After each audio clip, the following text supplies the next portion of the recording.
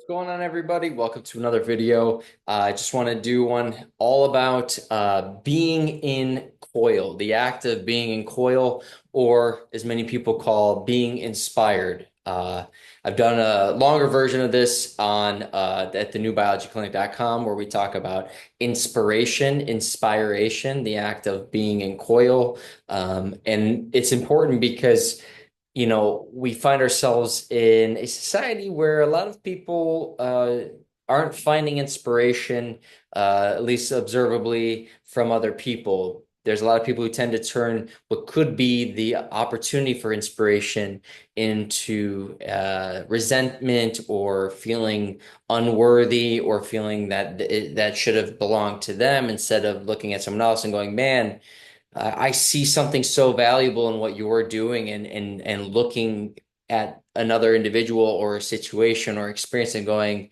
man, I can learn a lot from this. This could get me into coil and the active in coil. And what does that mean when I keep saying coil? When you look at SPIRE, like on many buildings, but the old definition, I believe back in the 1600s, was in relationship to a coil.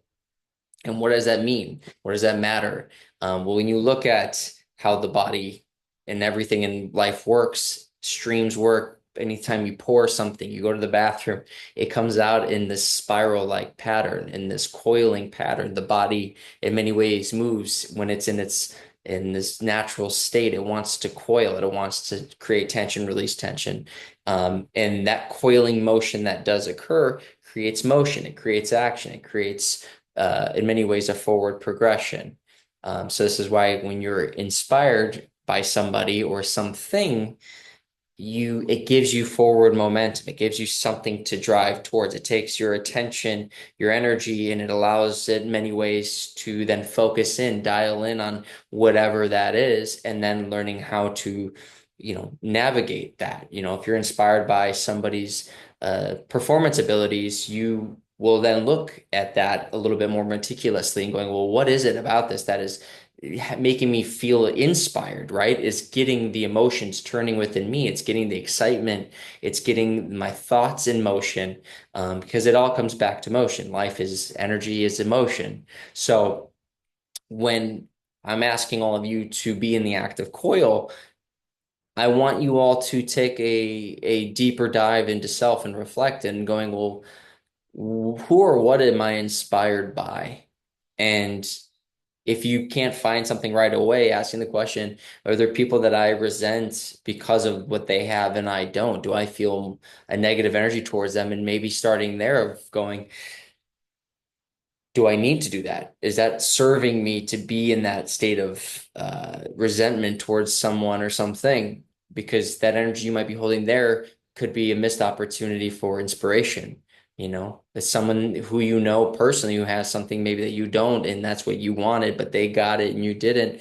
Instead of looking at it in, again, a resentful way, that could be a beautiful opportunity to go, can I find a way to find it in myself to be inspired by that? You can find inspiration in the ones you love. You can even find inspiration in the things that you do yourself. Being like, hey, and it's not an ego thing. It's like I'm inspired by my own acts and what I'm doing, and I'm inspired that maybe other people are feeling that it's helping them. It becomes this beautiful symbiosis that could occur. But it's important to understand, well, what do we mean by being inspired? Why am I inspired? And if you are somebody who doesn't know what that feels like, or you feel you're lost, or you had it, but you're not really sure where to find it, go back to the breath. Go back to just being in nature, finding yourself in a position where you can let your body relax, possibly let your mind relax, and just breathe. And not needing to find an answer right away. You don't need, like, I have to do this. Just giving yourself a chance to just relax. And then over time, think, is there anyone or anything that I'm inspired by? Is there anyone or anything that maybe I feel resentment because they're doing something, or I want what they have? And now maybe as you breathe into it, and again, you're not driven by emotion, maybe something starts to come up. Maybe you allow yourself that space internally to then start going through, well, you know what, I actually am inspired by that, or you know what, I find that really cool.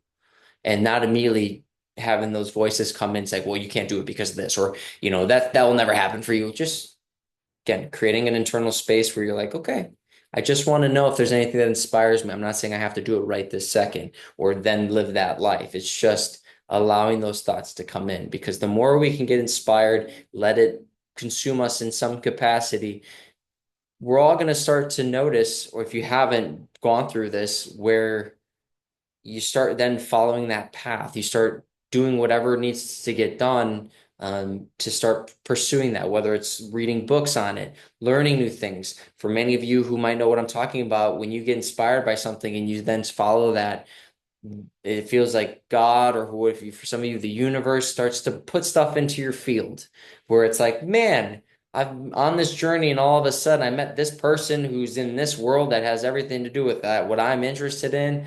And how is this possible? This is just seems so coincidental, as many people will say. It's such a coincidence. Is it? Maybe. I tend to think otherwise, but um, this is the beauty of figuring out, again, who and what inspires you, finding yourself in the state of coil, motion, forward movement. So I hope this helps. Figure out who inspires you, what inspires you. Let me know if you ever have any questions, comments, or concerns about any of it. You can find me at newbiologyclinic.com. But yeah, let's get inspired, everybody, and let's have some fun. Okay, bye, everyone.